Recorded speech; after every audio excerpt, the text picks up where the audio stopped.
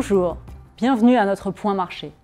Au mois d'octobre, les marchés financiers ont été marqués par un nouveau pic atteint par les taux longs américains, une correction généralisée sur les marchés actions et plus spécifiquement au sein de la zone euro par les débats autour du budget italien. Le taux 10 ans américain a atteint un pic à 3,23%, un plus haut depuis mai 2011.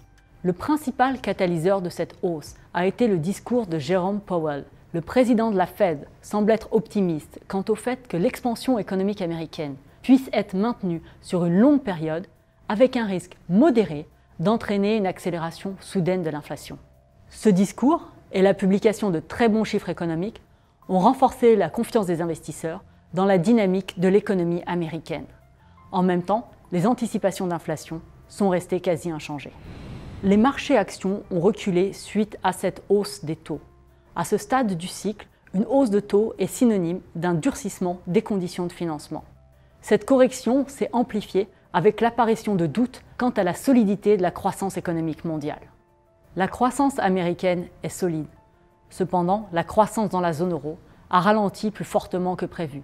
Les exportations et les investissements ont été pénalisés par une baisse de la demande globale.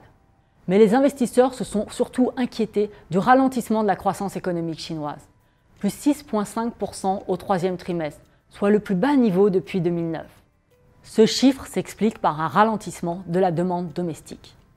L'endettement privé a augmenté très significativement en Chine ces dernières années. Et les mesures prises par les autorités chinoises pour endiguer l'endettement colossal du pays ont pesé sur la croissance. Les exportations ont jusqu'à présent bien résisté.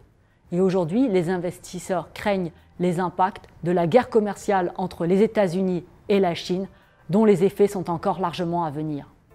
Dans ce contexte, le renminbi s'est déprécié de plus de 7% par rapport au dollar depuis mi-juin.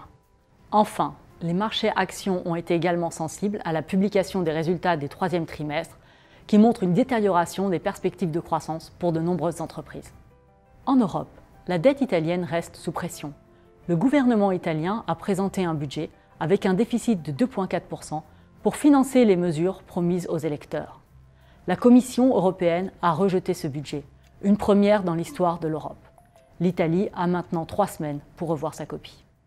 En conclusion, les banques centrales continueront à réduire leur soutien au marché au cours des prochains mois.